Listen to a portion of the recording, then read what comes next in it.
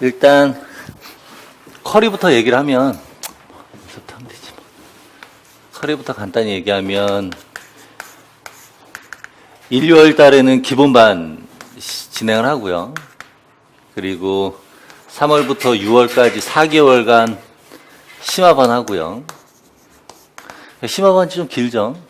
기본반은 그냥 빨리 끝내는 방향으로 2개월이면은 돼요. 그리고 심화반은 약간 좀 긴데, 그래서 심화반 때 지치는 학생들이 있는데 한 5월 달이 항상 고비예요. 5월 달 특히 조심하도록 하고, 5월 달 한 주를 쉬잖아요.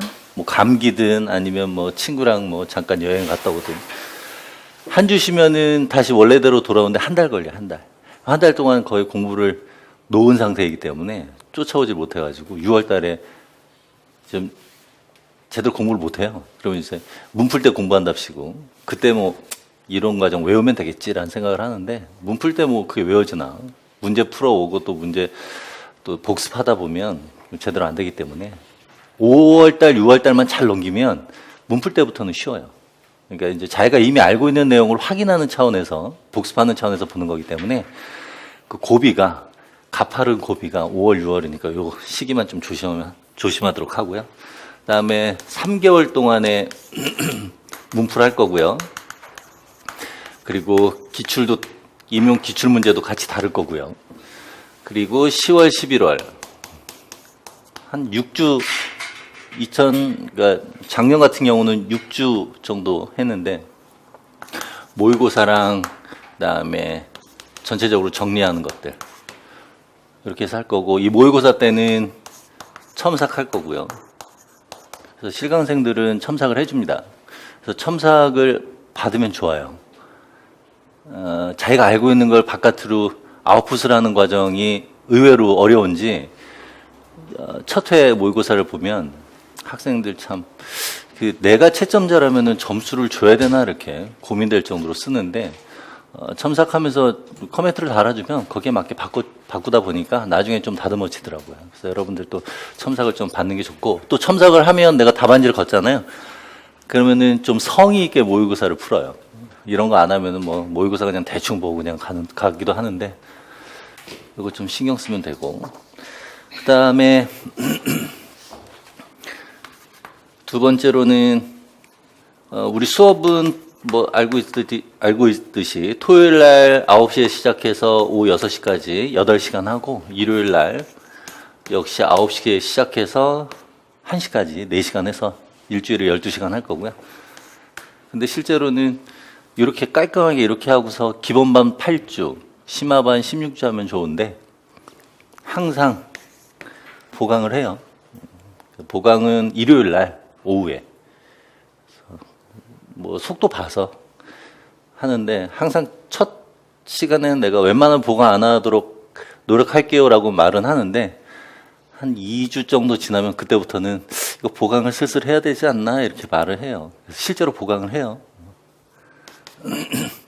그냥 보강한다고 생각하고서 듣도록 합시다. 자, 그 다음에 세 번째로는 내 강의 스타일을 보면 판서합니다. 올해부터 판서를 한번 안 해볼까, 그래서 좀 생각을 해봤는데, 판서를 하는 게 좋을 것 같아요. 아무리 생각해도 자기가 직접 쓰는 거랑 내가 또 뭐 프린트를 해서 나눠주는 거랑은 천지 차이인 것 같고, 그리고 작년에 또 수능 만점자가 인터뷰한 내용 중에 직접 쓰는 게 도움이 된다고 했나? 하여튼 뭐 공부 방법에서 뭐 좀 시험 좀 잘 본 친구가 나와서 얘기를 하는데, 직접 쓰는 게 그냥 뭐 써져 있는 거 보는 것보다 훨씬 도움이 된다.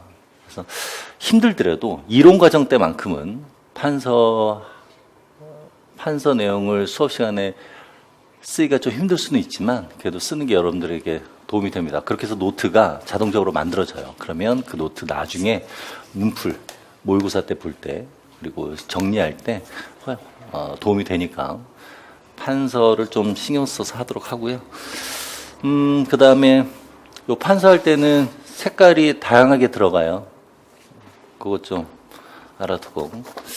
자, 그 다음에 요 판서, 그리고 또 수업 내용 보면 그 챕터가 끝날 때마다 심화반 같은 경우는 임용 관련 그 챕터에 관련된 기출 문제를 간단히 풀어줄 거예요. 그래서 이 챕터에서는 어떤 문제들이 나왔었는가, 그래서 우리가 배운 내용들이 어떻게 기출되는가 이런 것들 같이 알아보는 방향으로. 그래서 챕터마다 한 4문제 정도? 그러면 기본반은 35챕터니까 이거는 이제 심화반이니까 심화반은 30챕터로 구성되어 있는데 한 120문제 정도 이렇게 풀 생각입니다. 그래서 간단하게 내용 연관지어서 보고 넘어가는 방향으로 할 거고요. 그리고 매주 여러분들에게 문제를 줄 거예요. 복습할 수 있게. 그래서 복습용 문제를 매주 줄 거고요.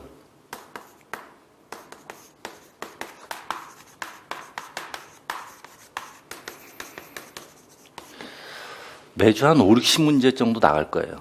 근데 뭐 문제가 뭐 이렇게 일반 기출문제처럼 그렇게 나오는 건 아니고 여러분들 배운 내용을 이렇게 한두 줄로 문제를 내면 여러분들이 그 내용을 쓰는 거예요. 정리해서. 그래서 키워드 위주로 쓰도록 하세요. 그건 일일이 아주 자세히 쓰려면 너무 힘드니까 키워드 위주로 해서 문장을 만드는 연습을 하도록 합시다. 특정한 기작 같은 것들, 그것을 여러분들이 머릿속에 한번 정리해야 쓸 수가 있기 때문에. 그래서 예를 들어 이번 주에 배운 내용을 집에 와서 한 주 동안 공부할 거 아니에요? 그러면 그 다음 주에 내가 나눠줄 거예요. 그럼 한 주 지나서 이 복습용 문제를 풀면 기억나는 것도 있고 안 나는 것도 있고, 그러면 내가 일주일 동안 공부한 것 중에 어떤 게 기억이 안 나는지 체크를 할 수가 있고요. 그리고 썼다 하더라도 제대로 썼는지도 한번 체크하게 되고, 그런 식으로 해서 복습용 문제를 통해서 또 복습을 할 수 있고, 틀린 거나 기억 안 나는 것도 확인하면서 또 복습을 할 수 있고, 그런 식으로 약간 강제성을 띠는 복습을 시킬 거예요. 근데 뭐 이거 내가 검사하는 건 아니고 여러분 자율에 맡기니까 여러분들 스스로 알아서 하도록 하세요. 그래서 어떤 학생들 같은 경우는 공간이 안 보일 정도로 빽빽하게 쓰는 학생들이 있어요. 그래서 이 복습용 문제 때문에 너무 힘들었다고. 그래서 너무 그렇게 자세히 하지 말고 너 알고 있는지 모르는지 그런 거 체크하는 정도로 해라. 그래서 복습용 문제를 풀면서 또 자기가 이해 안 되는 것들 찾아낸 다음에 또 나한테 질문을 하는 학생들도 있고, 그러니까 여러분들이 그걸 잘 활용하면 좋을 것 같아요. 그리고 복습용 문제 말고 기본반 같은 경우는 암기형 문제도 나눠줄 겁니다. 이 암기형 문제는 별거 아니고요. 한 문장이 있으면 거기에다 가로 넣기 해서 키워드 같은 것들 여러분들 집어넣도록. 이건 좀 그나마 편하겠죠. 그런 식으로 돼 있어요. 뭐 복습용 문제도 보면은 뭐 중간에 뭐 이렇게 가로 넣기 기입형으로도 있는 거 있고. 어쨌든 암기형 문제 약간 이게 좀 중복될 수 있습니다. 그래서 좀 더 한 번 더 복습하는 의미로 암기형 문제 나눠주니까 이것도 이제 같이 풀어보도록 하고요. 이건 기본반에서는 이렇게 나눠줄 거고요. 심화반에서는 암기형 문제 말고 영역별 테스트 문제 있어요. 그러니까 이 심화반에서는 복습용 문제에다가 영역별 테스트 문제. 이거는 이제 미트, 디트, 피트 문제. 그거를 여러분들에게 제시를 할 거예요. 그럼 이제 그 문제들은 뭐 객관식이니까 어쨌든 내용이 이제 미트, 디트, 피트 문제하고 임용하고 중복되는 부분 있으니까 간편하게 답 고르는 거니까 편하게 쓸 수 있습니다. 그래서 테스트 문제 한 10문제 정도 매주 그렇게 나눠줄 거고요. 그 다음에 여기에 추가로 관련 기출 문제, 관련 기출 문제는 했구나. 자, 이 정도로 하면 되겠습니다. 그래서 매주 이렇게 복습을 하다 보면 어쩔 수 없이 복습을 하게 되다 보니까 이론 내용 이해하고 또 암기하는 데 도움 될 겁니다. 그렇게 하면 되고. 자, 그 다음에 이제 마지막으로 여러분들 공부할 때 항상 이해를 하도록 하세요. 그래서 기본은 무조건 이해예요. 그래서 이해가 되면 왜 이런 기작들이 있는가. 여러분들 생물학이라는 건 우리가 어떤 원리를 만들어 놓은 것을 보는 게 아니라 만들어져 있는 걸 우리가 관찰하고 그 관찰을 통해서 이거는 어떤 원리에 의한 거지, 어떤 기작에 의한 것인지를 찾는 거예요. 그러니까 우리가 관찰한 것을 이해를 해야 될 필요가 있습니다. 생물체라는 건. 그러면 이해를 하다 보면 전체 기작이 머릿속에 그려지게 되고요. 그중에 여러분들이 용어만 암기하면 돼요. 헷갈리는 용어들만. 그러다 보니까 이해한 다음에 암기를 하게 되면 이 암기하는 양이 상당히 줄어들어요. 그래서 여러분들 기작을 공부할 때도 키워드 위주로 하면 돼요. 네.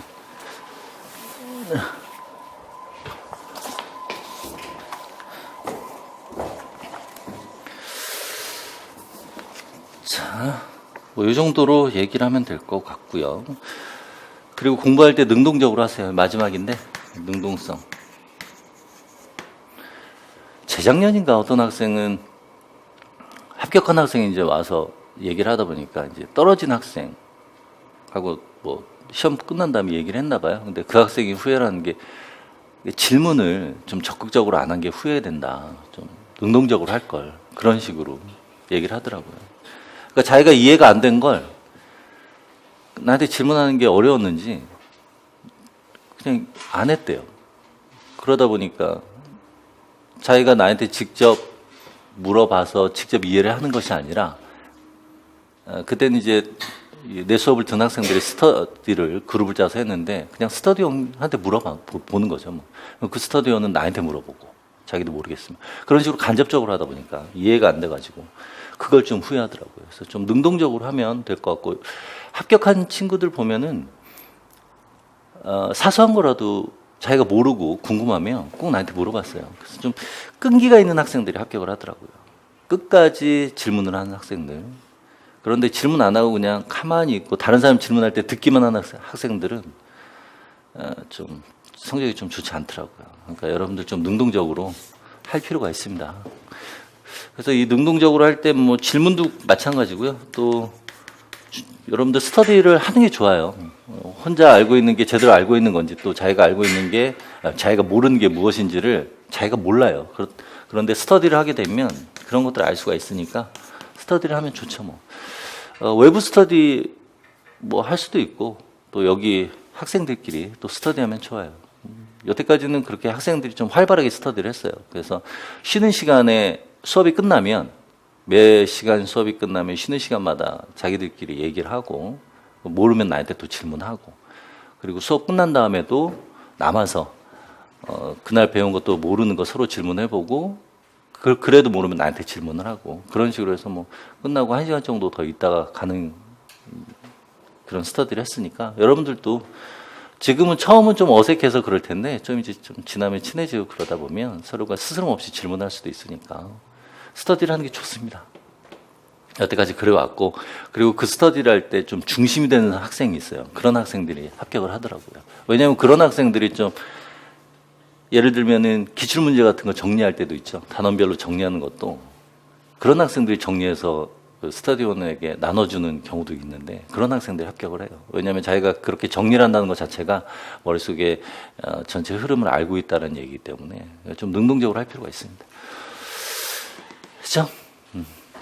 자, 이 정도로 뭐 얘기를 할 수가 있고요. 또 궁금한 게 있으면 또 얘기를 하도록 하세요. 나중에 나한테 또 질문하도록 하고 1월 1일 날 여러분들 요번에는 시험이 2018년도 대비 시험은 좀 일찍 봤잖아요. 그래서 예년 같으면은 1월 초에 1차 합격자 발표가 나는데 요번에는 12월 29일인가 그때 발표가 나왔어요. 근데 보통 1차 합격하고서는 연락을 안 하고 2차 합격하면 연락을 하는데 1월 1일 날 연락이 왔어요. 카톡으로. 자기 누군데 새해 복 많이 받으라고. 그럼 시험을 보면 자기가 합격을 했다 떨어졌다 뭐 이런 얘기 하고 나서 새해 복 많이 받으라는 소리 해야 되는데 그런 소리 아무것도 없고 새해 복 많이 받으라고 딱 돼 있는. 그러니까 떨어진 건지 합격한 건지 불안하잖아요. 근데 보통 그렇게 연락 오는 거면 합격했겠지 하고 시험은 어떻게 봤냐고 그러니까 합격했다고 그러더라고요. 그러니까 그런 경우는 1차 시험 점수가 어느 정도 되니까 여유가 생기니까 연락을 했겠죠. 보통 2차 끝나고 하는데. 근데 그 학생 같은 경우는 작년 1월 달에 수업 들을 때 상당히 불안해했어요. 그러니까 자기는 뭐 그렇게 성적도 잘 안 나오고 자신감도 없고 좀 공부를 초시생은 아니었는데 그 친구는 재작년엔 초시생이었는데 그런 식으로 연락 온 게. 근데 좀 불안해하고 그 친구는 마지막 순간까지도 이렇게 얘기를 잠깐 해보면 되게 불안해했어요. 근데 그 학생의 특징이 꾸준히 하는 특징이 있었고요. 계속해서 질문을 했어요. 근데 질문을 하면서도 약간 자신감이 없게 질문을 하고 첨삭을 할 때도 보면 약간 불안했어요. 근데 점수는 상위권인데 답을 쓰는 게 채점자에 따라서 점수를 받을 수도 있고 안 받을 수 있다라는 느낌을 받았거든요. 그래서 끝까지 내가 좀 디테일한 거 좀 신경 쓰고 그렇게 하라고. 근데 본인이 좀 불안해하니까.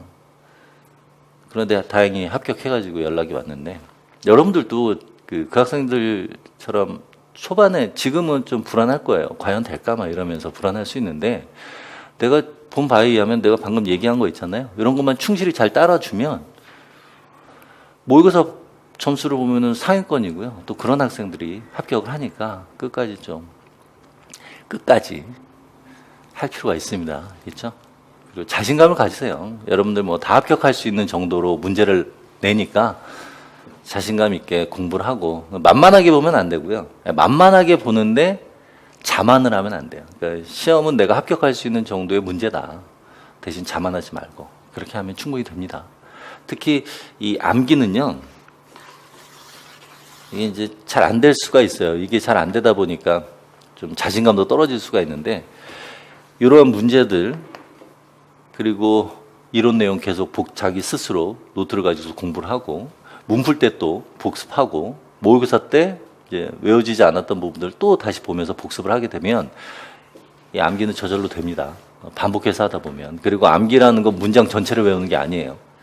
어떤 특정한 기작이 있으면 키워드 위주로 외우고, 앞뒤에 주어, 서술어 넣고, 그 다음에 조사 넣으면 끝나는 거예요. 알겠죠? 그러니까 너무 이렇게 어렵게 생각하지 말고 된다라는 생각으로.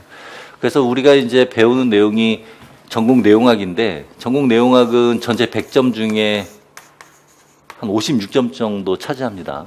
그리고 나머지 40여 점이 그 교과론하고 교육학이고요. 그러니까 여기에서 50점 전후로 받으면 웬만하면 합격하겠죠. 요번 연도 같은 경우에 봤더니 커트라인이 예년보다는 높아졌던데요.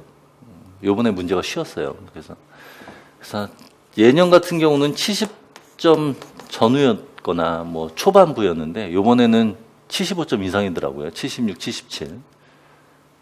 그러니까 뭐 문제가 쉬웠다는 얘기죠. 근데 이제 일부 학생들 같은 경우는 2번 문제가 그렇게 우리가 전공 내용학에서 다루지 않는 그런 문제가 1점짜리가 있었기 때문에, 그것 때문에 문제가 왜 이래 어려워 막 이러면서 자신감 없게 문제를 풀 수도 있었어요. 그러다 보면 점수가 좀 안 나올 수도 있는데, 여러분들 풀 수 있는 수준에서 나온다라고 생각하면 됩니다. 뭐 앞부분에서 좀 어려운 문제, 배우지 않은 문제, 이런 것까지 우리가 배워야 돼? 이런 문제 나오잖아요. 버려요, 그런 거. 1, 2점 정도는 버려도 돼요. 대신 배운 내용들, 여러분들 공부한 내용들은 반드시 다 안다라는 생각으로 공부를 하면 80점 이상은 나와요. 알겠죠? 80점 이상은. 여유 있게 이제 이 70점, 커트라인 70점 기준으로 80점이라고 한다면 뭐 이번 연도 같은 경우는 85점 이상 이렇게 맞는다라고 생각하면 됩니다. 문제가 그렇게 어려운 문제들이 아니었기 때문에 자신감만 있게 하면 되고요. 그리고 수업 중간중간에 내가 또 이런저런 얘기 다 해줄 테니까 그때 뭐 나태해질 때쯤 해서 그런 얘기 들을 때 뭐 자기 자신한테 좀 채찍질도 하고 좀 다시 한번 마음을 다잡고 그런 식으로 공부하면 돼요. 그렇죠? 궁금한 거 있으면 계속 물어봐요. 여러분들이 뭐 인강 학생들 같은 경우는 어쩔 수 없이 물어보기가 힘들지만, 실강 학생들 같은 경우 그때그때 물어보면 돼요. 자, 이 정도로 하고요.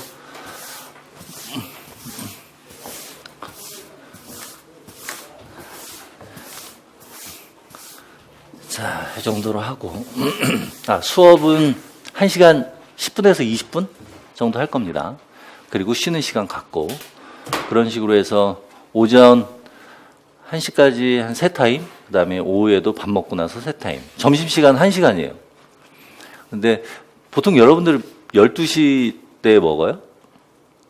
왜냐면 우리 그 이론만을 계속 듣던 학생들은 1시 이후에 밥 먹는 거에 대해서 신경을 안 쓰는데, 모의고사 때 이제 내 수업을 안 들었던 학생들이 모의고사를 볼 때 되면은 그 학생들은 점심시간이 1시 이후라니까 화들짝 놀라더라고. 12시 때에는 먹어야지 된다고. 여러분들 좀 익숙해질 필요가 있겠죠. 배고프면은 뭐 쉬는 시간에 간식 좀 먹어도 되고. 그래서 1시, 보통 내가 1시라고는 하는데 약간 늦어질 때도 있고요. 뭐 1시 10분, 20분. 어쨌든 점심시간 1시간은 보장해 줄 테니까. 그리고 만약에 점심시간이 좀 부족하다 그러면 얘기해요. 여태까지는 부족한 경우는 없었는데 그렇게 해서 6시까지 이렇게 하면 됩니다. 이제 여러분들 시작이기 때문에 아직까지는 여러분들 그 생체 리듬이 좀 적응을 못해서 아침에 일어나기 힘들고 좀 그럴 수는 있어요. 기본반일 때는 좀 워밍업이다 생각하세요. 그래서 심화반 때는 본격적으로 달려야 되니까 기본반 때 몸을 만들어 놓고 그 리듬을 생체 리듬을 만들어 놓는다라는 생각으로 하면 됩니다. 자, 이 정도까지 하고 그러면 이제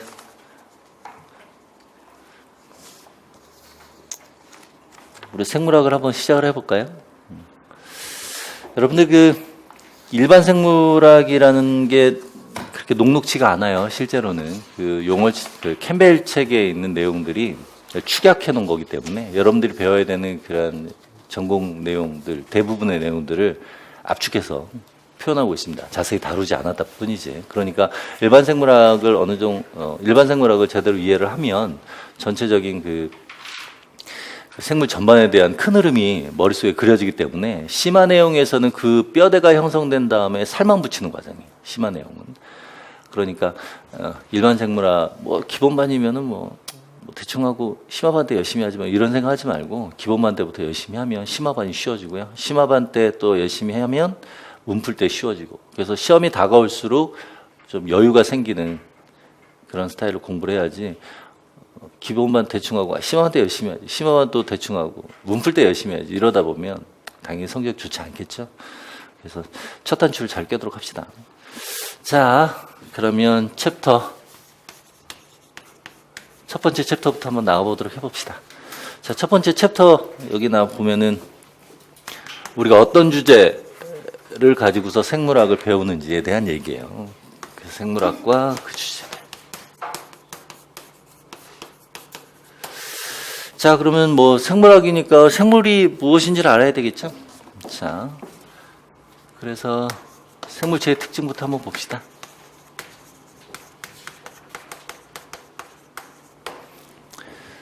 생물체의 특징 보면은 뭐 우리 사람 기준으로 보면 어때요? 외적으로 봤을 때 좌우대칭이고 뭐 그런 양상이 있죠. 그래서 좀 규칙적인 구조를 갖고 있다. 뭐 이런 거죠. 자, 간단히 봅시다. 외적으로 봤을 때 이제 규칙적인 구조를 가지고 있고요. 자, 그다음에 두 번째로 보면은 환경에 대해서 적응을 하게 되겠죠. 그래서 진화적으로 봤을 때는 적응을 하게 되고요. 그래서 이제 적응을 한다는 얘기는 환경에 적합한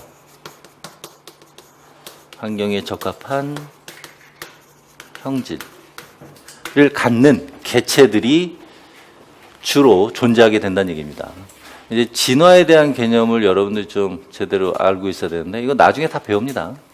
진화는 하나의 개체 수준에서 변하는 것이 아니라 하나의 개체군이라고 하는 한 종 집단 내에서 특정한 형질, 형태 또는 기능적 형태 뭐 그런 것들을 갖고 있는 개체들의 전체 퍼센티지가 바뀐다라고 생각하면 돼요. 그리고 우리가 그러한 퍼센티지를 뭐라고 하냐면 이제 빈도라는 표현을 쓰게 됩니다.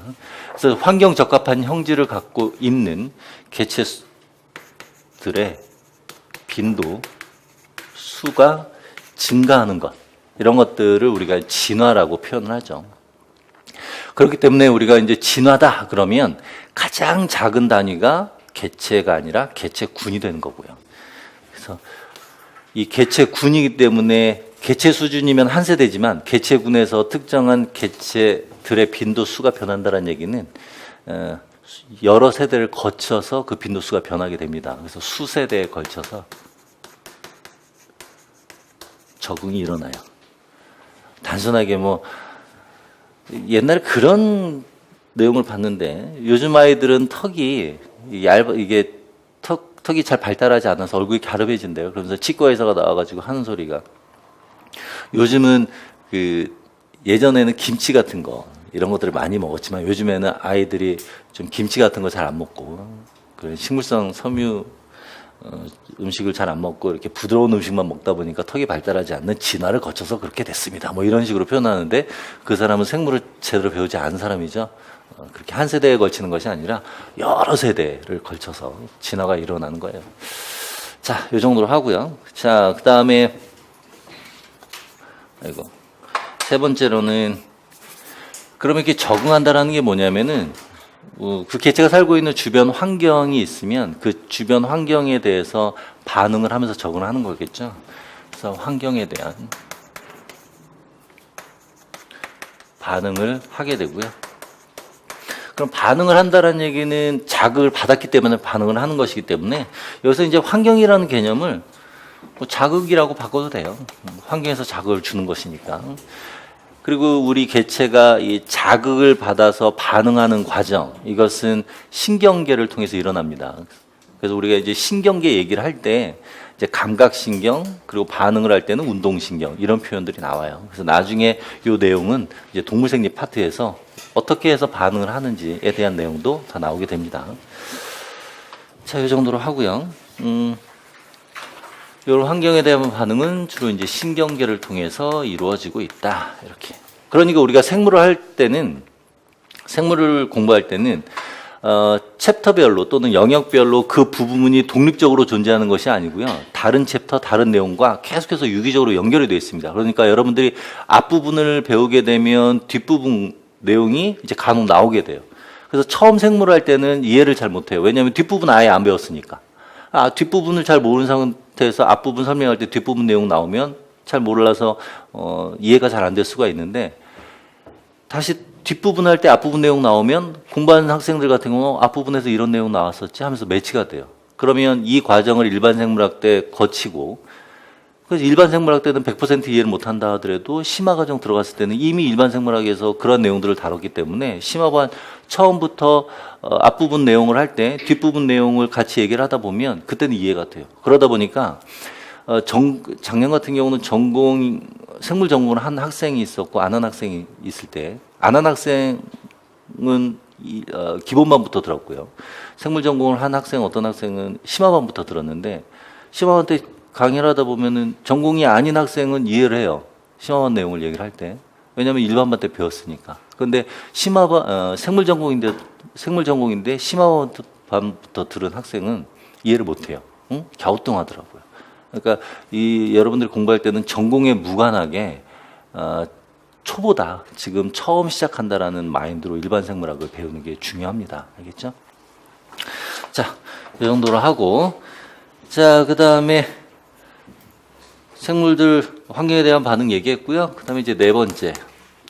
자, 환경 자극에 대해서 반응하는 이유는 뭐냐면 이 개체들 내부에서는 여러 가지 물질 대사가 일어나고 그건 이제 살아가기 위한 거예요. 그래서 에너지를 만들기 위한 여러 가지 또는 어떤 몸을 구성하는 여러 성분들을 동화 과정이라는 물질 대사 과정을 거쳐서 합성을 하는 그런 것들이 다 화학 반응에 해당하는데 그러한 화학 반응이 일어나려면 그러한 화학 반응이 일어날 수 있는 조건이 항상 유지가 돼야 돼요. 그래서 그렇게 유지를 시켜주는 것을 우리가 항상성 조절이라고 하는데 그러한 조절 기작이 일어나게 되죠.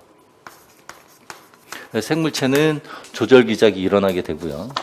그래서 이 조절 기작은 바로 항상성을 유지하기 위한 것이고요.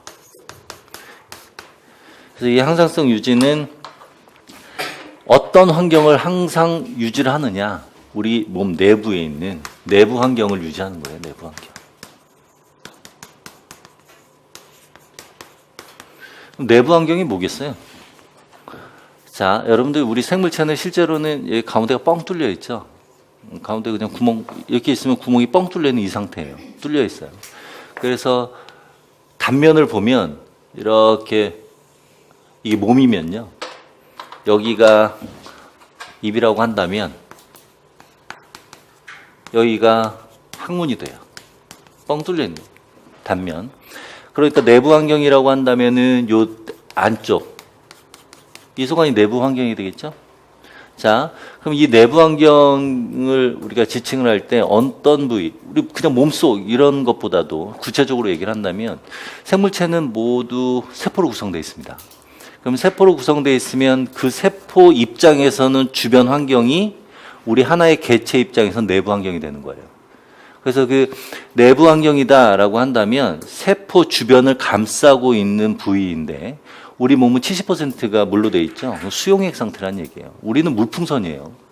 그러니까 풍선이 있으면 거기에 30%는 물질을 넣고요. 나머지 70% 물로 돼 있는 게 우리 생명체라고요. 그러니까 세포 주변엔 물이라고요. 그게 바로 조직액이고, 그리고 조직액을 공급하는 것이 혈액이고요. 그러다 보니까 이러한 내부 환경을 유지한다고 할 때 내부 환경은 조직액하고 혈액을 의미해요. 그러니까 내부 환경을 유지하는 항상성 조절이 일어난다. 그러면 조직액과 혈액을 항상 유지하기 위해서 여러 가지 조절 기작이 일어난다라고 생각하면 되고요. 그러면 대표적인 조절 어떤 것이 있냐면 체온 조절.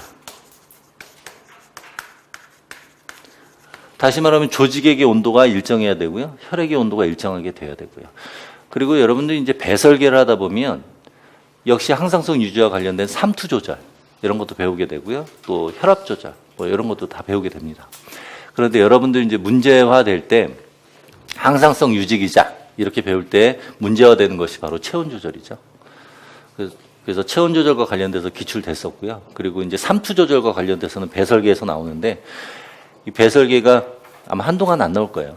계속 안 나오다가 작년, 재작년 그 전에 그 3년 연속 나왔었어요. 아마 배설계 전공한 사람이 문제를 낸 것 같은데 한동안 안 나올 거예요. 안 나오다 3년 내리 나왔기 때문에. 그리고 삼투계에서는 뭐 삼투 조절, 혈압 조절 이런 기본적인 것만 알아두면 되죠. 어쨌든 이런 것들이 1년 이렇게 내부 환경을 유지하는 것들을 항상성 유지다. 그래서 이런 것들 다 배우게 됩니다. 나중에. 지금 여러분들 생물체의 특징이라고 하는 거 있잖아요. 이런 걸 다 배워야 돼요, 우리가. 우리가 생물학이라는 건 생물체를 알아보기 위한 것이고 그렇기 때문에 생물체의 특징과 관련된 것들은 그 원리, 그 기작이 무엇인지를 다 배우게 되는 겁니다. 다 뒤에서 다 다룰 내용이고요. 지금 앞부분에서는 그냥 여러분들이 앞으로 무엇을 배울 것인지 개요를 본다라고 생각하면 됩니다.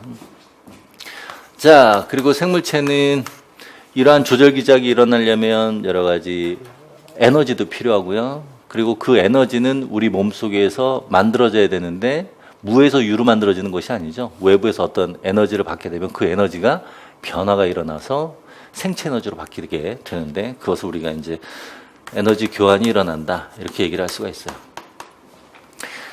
우리 사람과 같은 그 광합성을 하지만 스스로 에너지 어떤 물질을 못 만드는 종속 영양체 같은 경우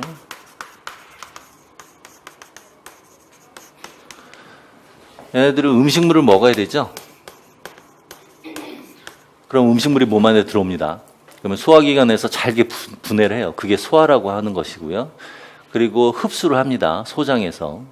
소장에서 소화와 흡수가 대부분 일어나서 흡수를 하죠. 그러면 흡수할 수 있는 상태로 잘게 부서지는 걸 소화라고 하는 것이고 그렇게 해서 소화가 된 다음에 흡수가 되면 우리 몸 안에서는 그것을 이용을 해서 에너지를 만들게 되고요. 자, 그런데 이제 독립영양체. 독립영양체 하면은 식물과 같은 것들, 광합성 스스로 할 수 있는 것들, 또는 이제 바다, 물속의 수생 생물계에 있어서는 식물성 플랑크톤이라고 하는 원생 생물이 있고요. 그 애들은 광합성을 하죠. 광합성은 무엇이냐면 이 에너지는 빛에너지예요. 그래서 광합성 과정이라는 것은 빛에너지를 어떤 그 유기물인 화학 에너지 형태로 바꾸는 것이다라고 생각하면 됩니다. 자, 이러한 에너지 교환 이런 것들이 우리 몸 안에서 일어나는데 물질 대사 과정을 거쳐서 일어나게 되죠.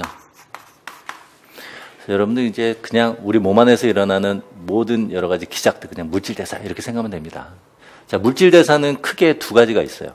합성을 하거나 분해를 하거나. 그래서 동화 과정이 있고요. 이화 과정이 있고요. 그러면 동화 과정이 무엇이냐면은 얘는 합성을 하는 거고요. 이화 과정이다 그러면 분해를 하는 거예요. 자, 합성을 한다라는 얘기는 예를 들면 위에서 얘기한 광합성, 동화 과정 대표적인 예가 광합성이고요. 이화 과정이다 그러면 대표적인 예가 세포호흡이고요. 그래서 물질대사의 대표적인 과정이 이러한 동아이와, 즉 그 중에서도 광합성 세포호흡이 있기 때문에 나중에 우리가 챕터 하나 따로 떼서 각각 배우게 됩니다. 자, 그러면 여기서 에너지가 필요한 것과 또 에너지가 나오는 과정이 생기게 됩니다. 여러분들 나중에 이제 물질대사 과정 우리가 배우게 되는데, 그때 우리가 에너지 준위와 관련돼서 배울 거예요. 어떤 게 에너지가 필요하고 어떤 게 에너지가 소모가 될까, 어떤 게 에너지가 나오게 될까 보면, 뭐 여러분들 열역학 제2법칙 생각하면 됩니다. 항상 그 자연계에서 일어나는 모든 일들은 무질서한 방향으로 일어나죠. 그래서 무질서한 방향이다라고 하면 분해가 되는 게 무질서하겠어요? 합성이 되는 게 무질서하겠어요? 분해가 되는 거죠. 그래서 여러분들 뭐 레고 가지고서 뭐 만든다고 해보세요. 그러면 우리가 어떤 구조물을 만든다고 하면 우리가 일을 해야 되잖아요.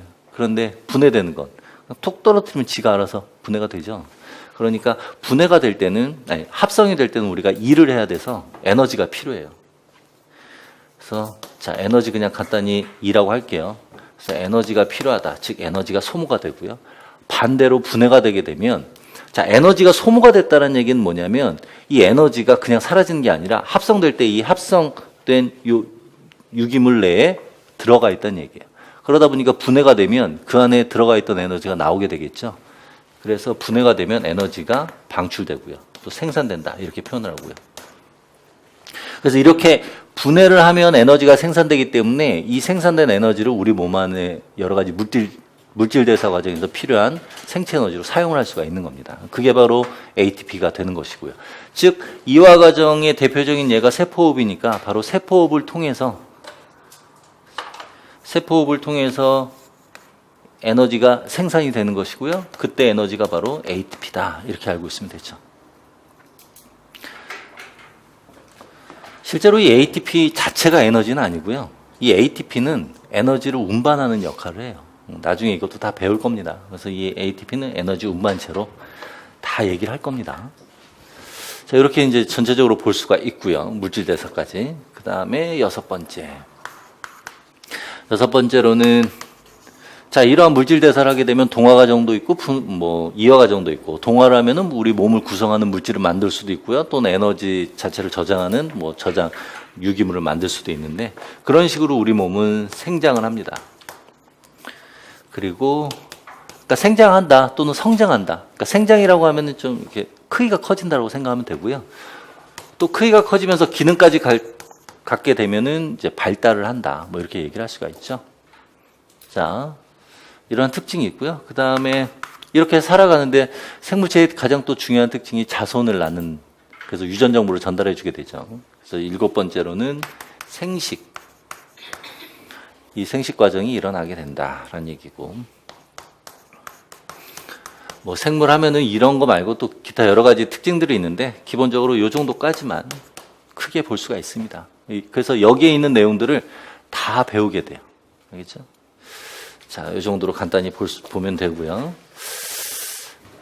이런 거 너무 당연한 거예요. 이거 달달달달 외우는 거 아닙니다. 여러분도 그냥 그런가 보다 하고 넘어가면 돼요.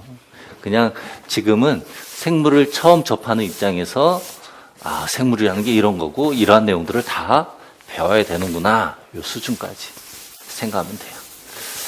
자, 이 정도로 했고, 그러면 이제 생물의 특징을 봤으니까, 그렇다면은 생물학에서 다루는 생물체 말고 지금 생물체의 특징을 봤는데, 이 생물체를 기준으로 생물체는 무엇으로 만들어졌는지, 그리고 뭔가 어떤 물질로 구성되어 있고, 또 생물체를 둘러싸고 있는 또 그 주변 환경을 포함한 그런 생태계까지 전반적으로 우리가 생물학에서 배우게 되는데, 그 생물학에서 배우는 내용을 이제 다 한번 정리를 한번 해보도록 할게요.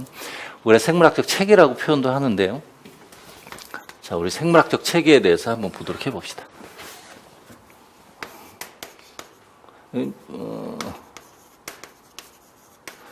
설명회 때 간단히 얘기했던 부분인데요. 한번 보도록 하죠. 생물학적 체계의 계층 구조. 수직 구조라고도 얘기를 할 수가 있는데, 자, 모든 물질은 원자로 구성되어 있죠. 그 원자에서 출발합니다.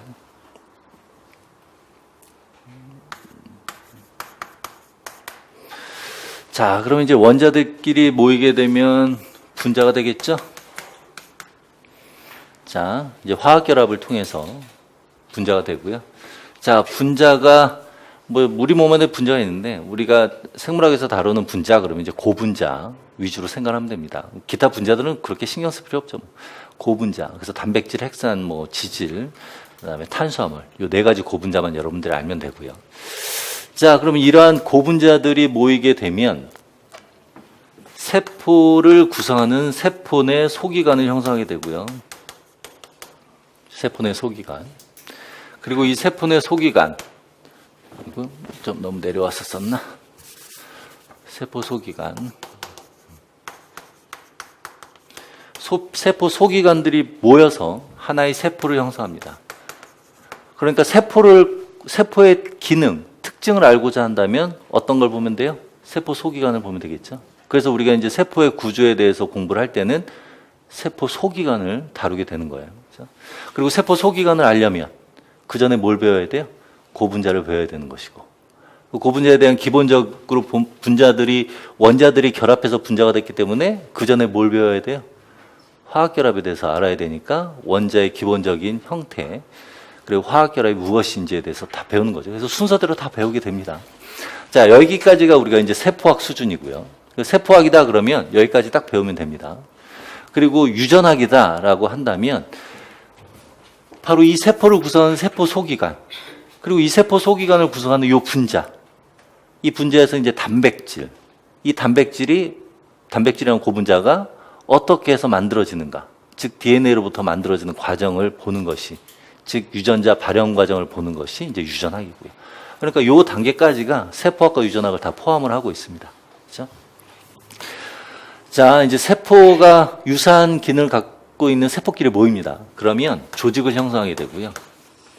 이 조직은 유사한 기능을 가지고 있는 세포들 간의 모임이고요. 나중에 또 다시 다 정리해 줄 겁니다. 그리고 이러한 조직, 여러분들이 이제 동물 생리 파트에서 네 가지를 배우게 되는데요.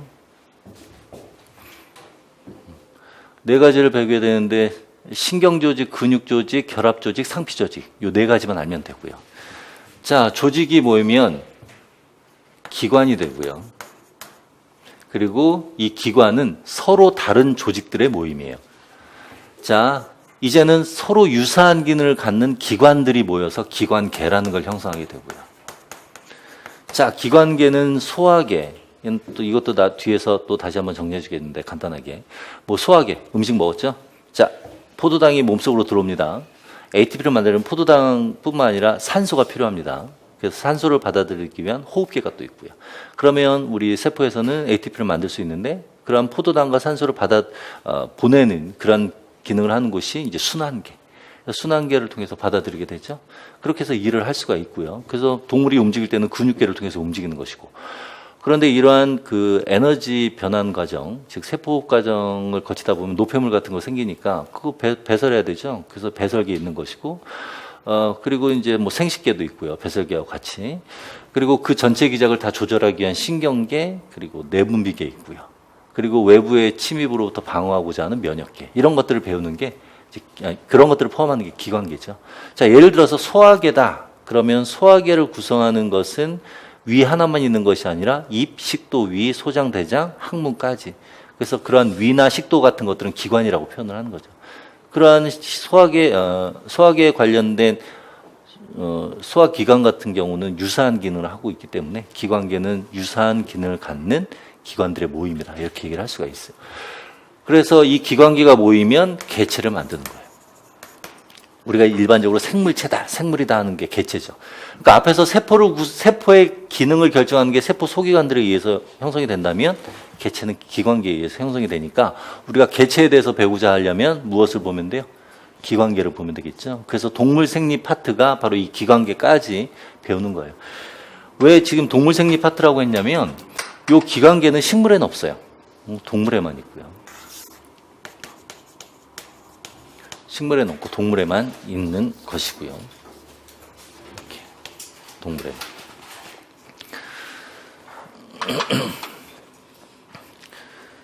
자, 이따가 또 다시 한번 정리하기로 하고 우선은 쭉 써봅시다. 자, 개체 다음에는 자, 사람 하나, 이 동일한 종을 우리가 뭐라고 하냐면 동일한 종들의 모임을 우리가 개체군이라고 하고요. 그래서 개체군이다 그러면 하나의 종을 의미해요.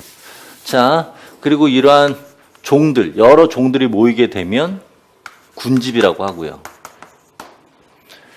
자, 군집이라는 것은 그냥 어떠한 특정한 지역에 있는 생물 전체를 우리가 군집이라고 표현을 합니다. 그러면 생물 말고 아까도 얘기했듯이 생물이라는 것은 환경에 대해서 반응을 한다고 했었죠. 그러니까 그 주변 환경까지 다 포함을 해야 돼요. 자, 환경이라고 하면 개체 수준의 입장에서 봤을 때는 다른 생물체도 환경이고요. 그다음에 무생물적인 요소도 다 환경이에요. 지금은 우리가 생물 전체를 군집이라고 했으니까 무생물적 요소까지 합치게 되면 그것은 생태계라고 하고요. 생태계보다 더 큰 것, 이 생태계는 크기가 정해져 있지 않아요. 우리가 연구하고자 하는 그 범위를 생태계의 범위라고 봅니다. 그러니까 예를 들면 이 교실 하나가 생태계일 수도 있고요. 밖에 나가서 흙 한 줌을 딱 집으면 그 흙 한 줌이 생태계일 수도 있는 거예요. 그런데 이제 생태계를 좀 더 넓게 본다면 지구 전체에 다 포함되니까 우리가 이제 지구적인 입장에서 봤을 때는 이제 우리가 생물권이다라는 표현을 쓰죠. 이렇게. 이 정도로. 그래서 이 전체를 우리가 배우게 됩니다. 자, 요 군집 여기까지가 생물. 그리고 생태계는 생물과 무생물을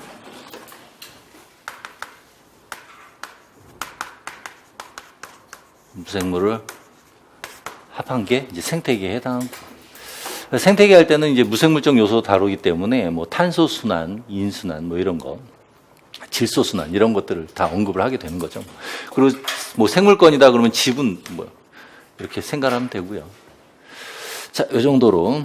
그래서 여기 생물권까지를 다루는 게 생태계예요, 생태계. 그리고 앞에서도 얘기했듯이 여기 생물까지, 이 군집까지,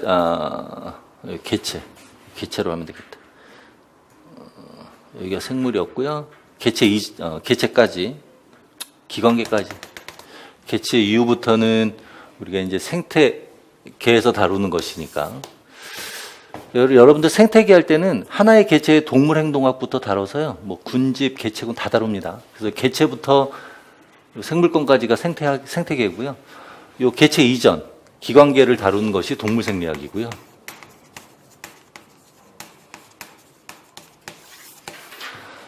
그리고 이제 세포까지 다루는 것이 세포학이고요.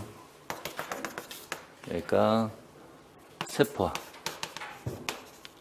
그리고 유전학까지 포함해서 요 단계까지. 아까 얘기했었죠? 이렇게 다루게 돼요. 자, 그러면 아까 말로 얘기했는데 한번 정리해 볼까요?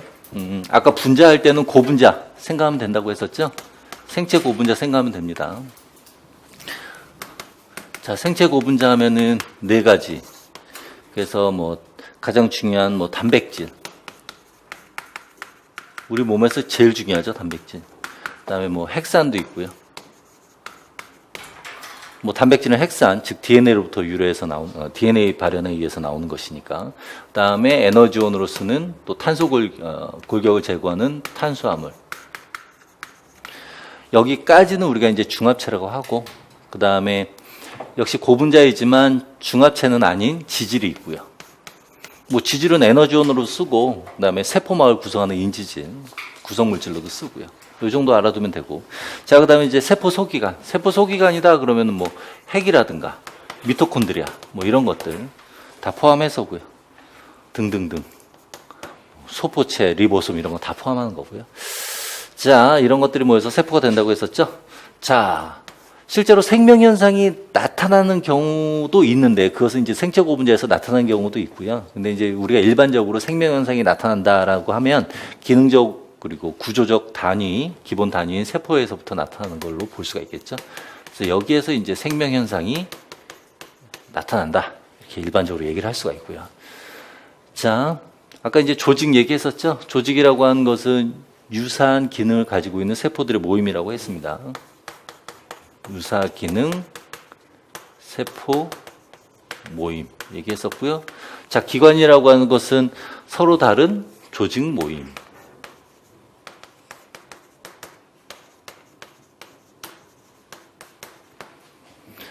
자, 기관계라고 하는 것은 역시 유사 기능을 가지고 있는 기관들의 모임.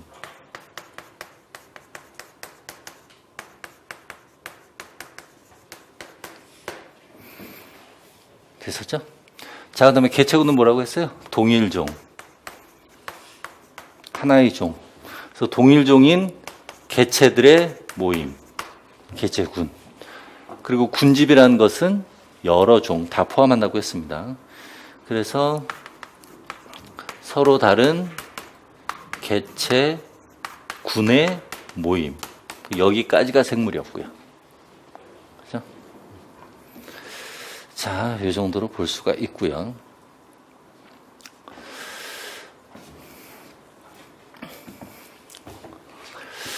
여러분들 요 분자에서 보면 핵산에서 이제 생체 고분자에 해당하는 거는 DNA, RNA 이런 것들이 다 고분자고요. 탄수화물에서 우리가 고분자다라고 하는 건 단당류는 고분자가 아니에요.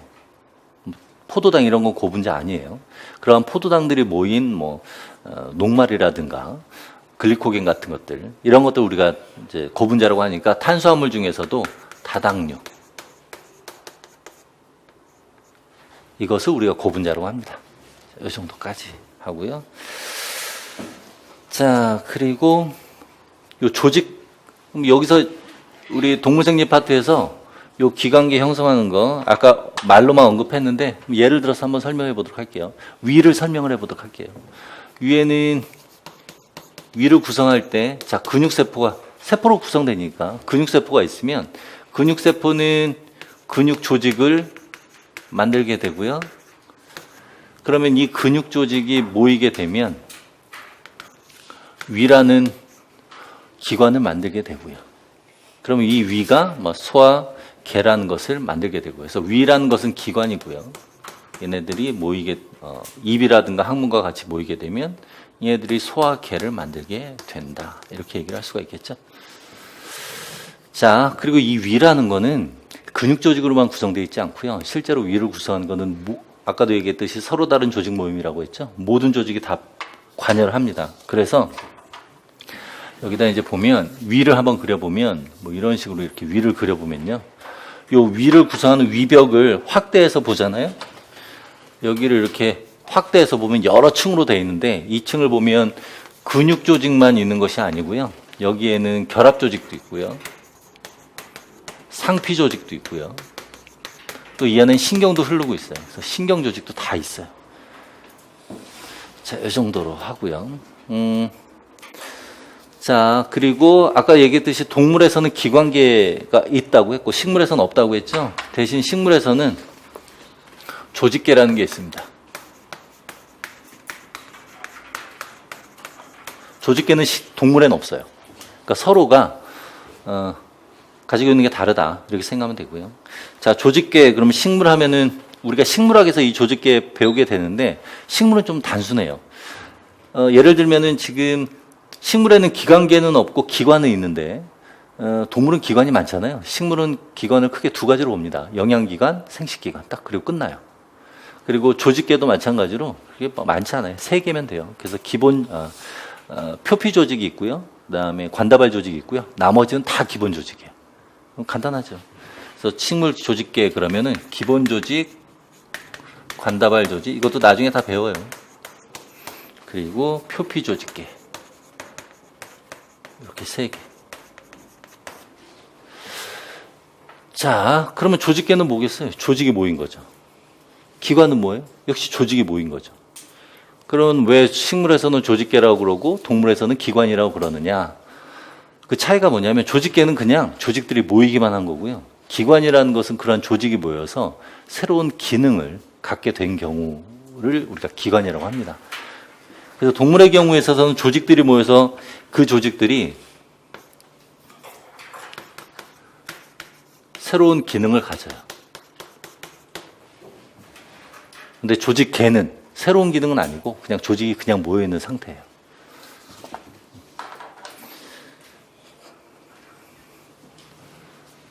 그렇죠? 그래서 지금 보면은 원자 수준에서 쭉 다루게 되는데 우리가 실질적으로는 본격적으로 얘기하는 건 생체 고분자. 여기서부터 쭉 다루고요. 원자는 그냥 기본적인 얘기만 할 겁니다. 자, 지금 단계에서 보면 원자에는 없던 기능이 분자에 새로 생기고요. 분자끼리 모이게 돼서 세포 소기관을 형성했을 때는 분자에서 보이지 않던 새로운 기능들이 세포 소기관에 생기고요. 세포 소기관이 모이게 되면 그 모임에 의해서 세포는 또 세포라는 새로운 기능을 갖는 형태가 만들어지기 때문에 우리가 이것을 설명하기 위해서 어떤 표현을 쓰냐면 창발적 특성이라는 표현을 씁니다. 그래서 생물이라는 것은 창발적 특성을 가져요.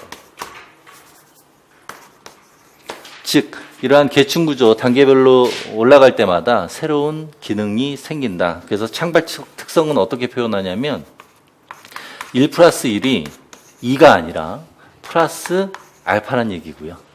이렇게 새로 생긴 이 기능은 어떻게 형성되느냐. 지금 보면은 계속해서 그 전 단계를 보면은 세포들은 세포 소기관들이 모여 있는 거고요. 세포 소기관은 고분자들이 모여 있는 거잖아요. 그렇게 모이게 된 그 성분들에 의해서 새로운 기능이 형성되는데 단순하게 모이는 것이 아니라 그 모였을 때 그 성분들이 어떤 배열 구조라든가 배열 순서라든가 또는 그 성분들 간의 상호작용이 어떠냐에 따라서 이런 새로운 기능들이 생기죠. 그래서 이 알파는 어떻게 생기느냐 그러면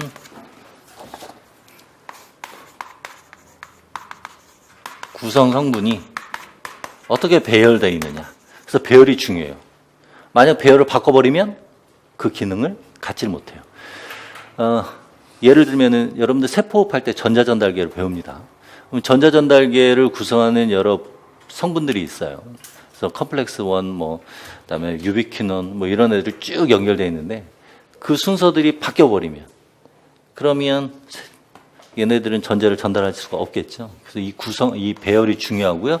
그리고 구성 성분들 간의 상호작용도 중요하고.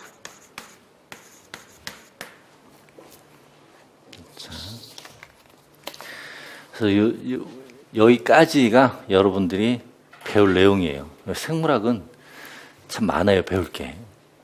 배울 게 많지만 원리는 생물에 대한 원리를 이해를 하게 되면 그 기작들마다 특징적인 거 빼고는 전체적으로 이해가 돼요. 그러니까 어렵게 생각할 필요는 없고요. 그리고 보면 알 수 있듯이 화학적인 내용도 당연히 좀 어느 정도 알아야 되고요. 그리고 물리적인 요인도 어느 정도 알아야 돼요. 요번에 그거 나왔던데. 열 전달 방법. 그래서 대류 전도 복사. 그런 것도 나와요. 그러니까 기본적으로 그런 내용들 알고 있어야 되겠죠. 그거는 다 중고등학교 때 배우는 거니까. 자, 여기까지 해서 여러분들이 전체적으로 배울 내용입니다. 세부적으로 하나하나 들어가면 돼요. 챕터 들어가서. 그러니까 이렇게 전체 큰 흐름을 알고서 앞에서 배우는 내용들이 그 다음 단계에 계속 영향을 미치기 때문에 뒷부분에서 예를 들면 동물 생리학에서 어떤 기작을 설명할 때 무슨 얘기들이 나오냐면 이 기관에서 어떤 기능이 있다. 그러면 그 기능을 갖는 세포들이 있을 거고요.